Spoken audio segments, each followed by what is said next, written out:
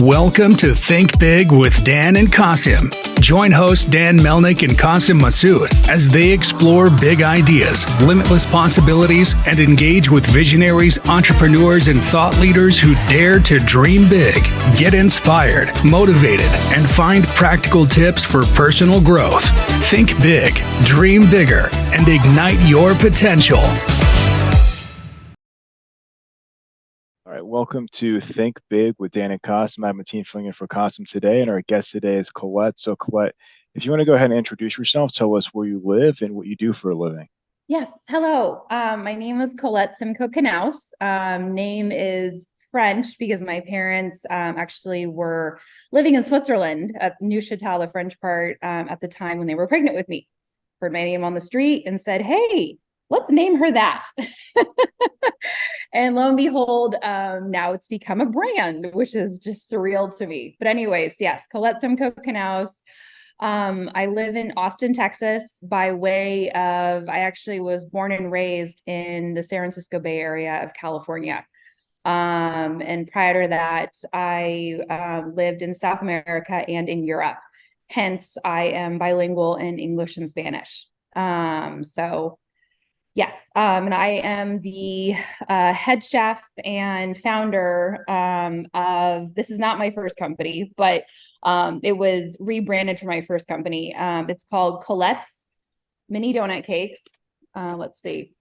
Yes, that's the brand right there. It's a special company because it's, I created these things called mini donut cakes. They taste like a donut, look like a mini cupcake, and they're actually healthy for you, which sounds just crazy. How can a treat be healthy for you? Well, a couple of things. They're baked and not fried. They're gluten-free and vegan and low sugar and soy-free and peanut-free. And they actually have some nutrition value like protein and omega-3s in them. So a lot of parents like myself, we actually approve of our children eating these treats and children actually want them. So it's hard to find that combination. And we don't use a lot of sugar in them. We use the healthy sugar, the maple syrup, which I know a lot of people are wanting today. We don't use, I guess, it's not synthetic, but people call it kind of synthetic sugar, like the stevias and all of those. I mean, those are a real plant, but a lot of people don't like those. Your body doesn't really like them. So yes. Would you like me to get into why I actually make these things? Yeah, I was just curious because you mentioned that you have kids and that it's like approved for children. So, was that kind of like your reason for doing it? You're looking for healthy snacks for your kids, or was there like a different reason behind starting this company? Yes. So let's see, to start things off, my age would say a lot about, because if you're a certain age right now, you're thinking, oh, well, these things have been around forever, all these allergy friendly treats. No, they actually haven't been. When I was 30 something, so you can all do the math there. But when I was 30 something, I finally realized, with the help of my husband and my cousin-in-law, he married my cousin, so I had to call him my cousin-in-law, and he is an orthopedic surgeon. We were at a family reunion, and he was constantly watching me run to the restroom, itching my skin. He was watching me figure out what I needed to eat. Your body's really smart. It tells you to stay away from certain things, and it tells you it's okay to eat certain things. And because your body knows that, oh, if I eat this, then I'm going to have this reaction. So your brain thinks, okay, well, then I won't eat that anymore. So he suggested to me after a week, he said, Collette, when you go home, try to cut out X, Y, and Z and see how you feel. So I thought, okay, well, I'll do it. And why not? Because I'm always sick.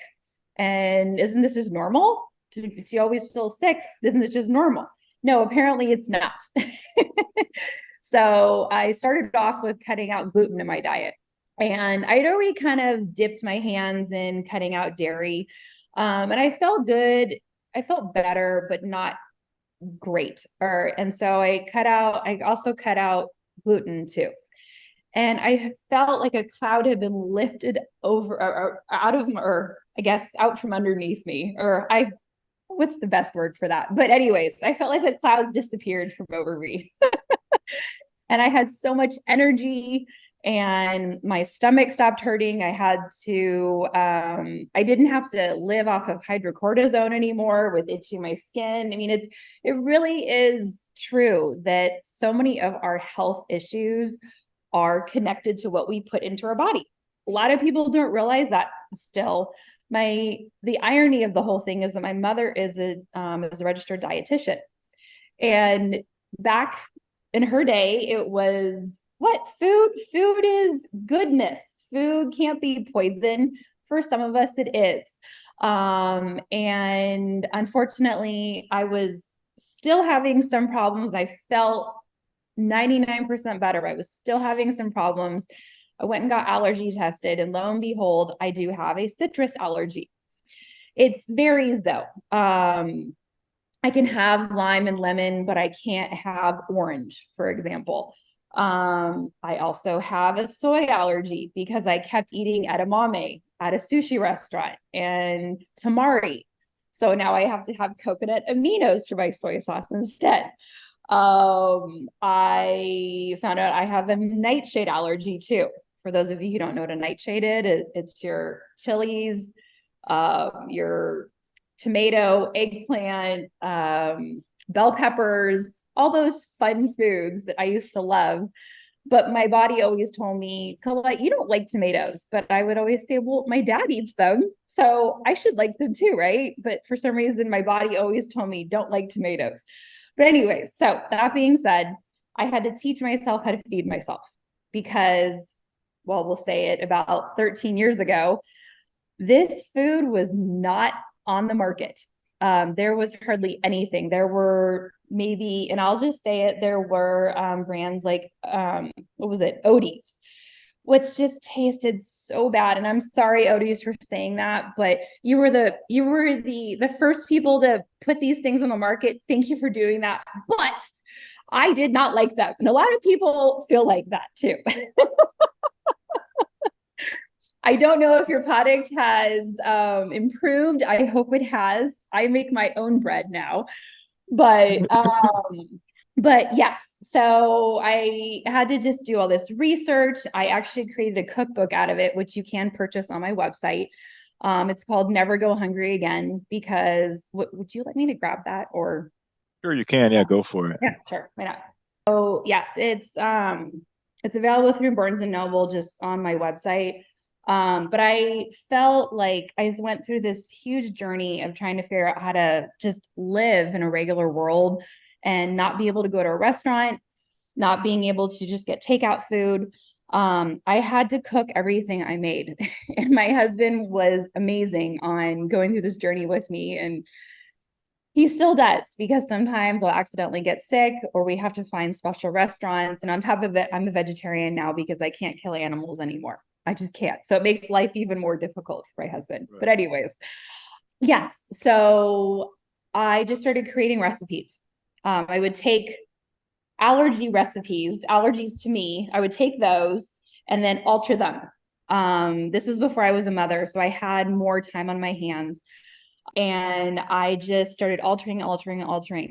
And when I went to Bed Bath & Beyond, which I know is not as big as it used to be anymore, but there used to be a Bed Bath & Beyond on every corner. And it's just crazy how they've just not done well. I don't exactly know what the reason is, but I can only assume. I missed that. But I found a donut pan there when I was shopping there. And I thought, wow, this could be cool. I haven't had a donut in years. And because something just always told me, Collette, don't eat that donut. Don't eat that donut. Even though everybody else is eating it, don't eat it. So I listened to my body and I just didn't eat the donut. But I knew what a donut tasted like because my body said, don't eat it. Because my body was telling me you're allergic to it. So I looked up some donut recipes that I couldn't have, and I just altered them based on what I had taught myself. And I made these creations that everyone tried. And everyone said, after years, they said, Collette, you need to sell these things. And I said, what are you talking about? I said, I don't know anything about selling this stuff. I went to school to I have my master's in international business in the Spanish language. I happened to graduate in 2008, mind you, when the economy collapsed and I couldn't get a job. So I found myself in hospitality, which kind of was a precursor to what I'm doing today. I worked in restaurants, catering, event planning. My very first company actually was event planning, which I rebranded into this company after figuring out, okay, I guess this is what I'm doing now. During COVID, that whole thing happened actually. So this is a COVID-born company, which is just strange, and it's growing too. Yes, but what happened was I was always just constantly still creating recipes as being an event planner, being a new mom. I found that my son, who never wanted to be put down, he was constantly in the kitchen with me. And he just came in the kitchen one day by himself. I gave him a butter knife and an avocado, and he cut it open when he was 1 year old. And I will never forget that moment. I said, I have a little chef. And I started teaching cooking classes and exposing people to the then recipe for my donut cakes. It's been altered since then. So nobody actually has the recipe out there, all my former students. It's been altered to make it more simple and actually healthier too. Because people said, oh, well, if you're going to do this, you might as well make it vegan too. And I thought, well, why not? Yeah, because it wasn't originally vegan, because most people are vegan and it takes care of a lot of allergies too. So yes, but that's kind of how this was all born. And I only had 2 flavors, and now I have 8. So yes. That's amazing. So I would ask, so, we always ask this question if we're in the tech space. So what is the role of technology and artificial intelligence in your business? So I guess going back to my old age, quote unquote old age, when it comes to Not old age, by the way, not at all, but go on. But when it comes to technology, so back in business school, it was back in 2006, in marketing class, we learned about, actually, by the way, I went to Pepperdine, grazie a Dio, for those of you who went out there. But you don't get to enjoy Malibu though, because you're always stuck studying, but it was okay. So yes, we were learning about this thing called Web 2.0. Does anyone even know what that is here? It's so ancient, I feel like. But I thought, what is this Web 2.0 thing? I don't need to know this. So I didn't pay attention, and I wish I had. Because now, I mean, Web 2.0, for those of you who don't know, Web 2.0 is social media. And social media, without social media, just being a tiny little company like mine, having no brick and mortar, we rent out a commercial kitchen. We only retail. We only do catering and deliveries. We only do the farmers market, but we have no brick and mortar. We rely on our retailers for that. But in order for me to help our retailers and help get the word out, I have to use technology, social media, and my website. Websites are a new thing to me too. I mean, for those of you who don't know this also, the internet was born during my time. I know it's crazy to think that, but only in my 40s, all of this stuff was born during my time. And yes, but without the internet, without social media, small companies, we can't survive. I know. And it's, like I've been published in 2 magazines, 2 local Austin magazines, Edible Austin, and then also, let's see, West Austin City Lifestyle magazine, which I know people who work there. And yes, everyone tells me I'm bootlegging through this whole thing. And yes, I am literally the master of bootlegging here. And, um, I Wait, so you're cooking like you don't have any help, like you're the you're the only chef? yes. No. Well, I mean, I was trained through at Pepperdine to be a CEO, basically. That's what Right, getting a right, master's in business does. You're trained to be a CEO. right. And I was trained to be a CEO on a different topic, but I do know how to multitask and pull late nighters and just do everything because that's what business school is. So yes, no, I mean, I was trained to do all this stuff. I mean, the only thing really is I'm learning how to do retail day to day. I'm learning more and more that I need to feed information to my retailers so they can help sell more. I didn't know that up until a few months ago, and I've only been selling these for 2 years. And I have to train every single place that this is what these are. Here's some samples. I'm constantly sampling. I was at Wheatsville, for those of you who are here in Austin. Wheatsville is the only food co-op in the state of Texas. They're amazing. But I do tastings there all the time. And then I sell the entire shelf. I'll sell 40 boxes easily within 4 hours. And I have to do it every once in a while because I have seasonal flavors. Are you And looking at, but I'm just curious, like, are you looking at like delegation and hiring staff? Like, this is, I mean, you're obviously scaling this company, so I'm sure you're probably gonna have to hire people. Is like this company is gonna be huge. I mean, just based on what you're telling me, it's like obviously I wasn't so familiar with your brand, but it's like to me, it's like, all of it makes so much sense. Like it's not only, healthy, but it tastes good. I think it's like there's so much demand for these types of products. yes, and that is true. And that's kind of where I'm stuck right now. For those of you who have advice for me, I just I'm I guess one of my biggest strengths, which my husband always says, Collette, you have that strength, and I just don't. I am a very large extrovert, and I'm not afraid to talk to anyone. I'm really good at sales. I actually got moved around when I was working at Pottery Barn and Pottery Barn Kids. I was a sales manager. I got moved around because there were 3 different stores that needed me. And I reached out the other day and I said, you know what? If he doesn't answer me, he doesn't answer me. But he answered me. And I had a meeting with the president of Not a Moo Ice Cream, and he was amazing. And because what we've been doing lately is we have been pairing my donut cakes on top of his ice cream because it's vegan ice Wow. cream. Okay. So Yeah. it's like a healthy topping sprinkle. I can already taste it. Like I already want some. I know, and I should have brought you some. I thought about this on the way back to my computer. And I No, thought, but just you describing it, I'm like, I want it. So like I'm in Dallas. I'm also in Texas. So it's like it's just yes, as hot here. So yeah. yes, yes. But he gave me the thumbs up on. I actually made him a sundae at our meeting, and he gave me the thumbs up. And yes, and so, but his advice to me was, with the way the industry is going right now, because of COVID, unfortunately, it affected a lot of companies or negatively. So he said, stay small as you, or as long as you can, but try to just build up and build up and build up with what you can.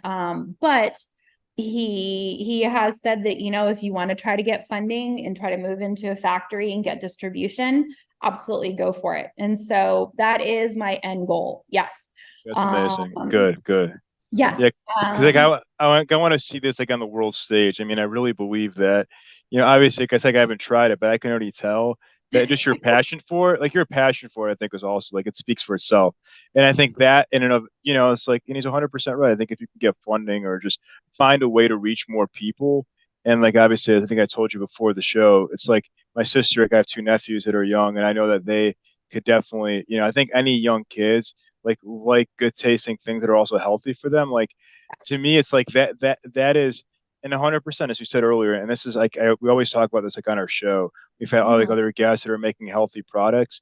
It's like those things that, the mainstream kind of foods that are being sold at grocery stores, many of them are not good for us. And we think they're good because we've been eating them for decades and decades and decades. But ultimately, they have all these chemicals and different ingredients that are not healthy and are not good for you. So I think if you can Yes. add value by having something that's good for you and also tastes good, I mean, that's like the best combination. Yes, yes, yes, and they are freezer safe too, so that kind of helps with the life of them also, because yes, they are so natural, they do mold. So after 12 days in the refrigerator, you know, they will start to kind of turn a little bit. But they are freezer safe, so that's what gives them more life. But yes, I know that's been a challenge though, because I have been applying to more retailers and this and that, but a lot of them are afraid to take me on because they want me to be able to, like Central Market, for example. It's something where no, you need to be able to cater to all of our stores, and I can't do that.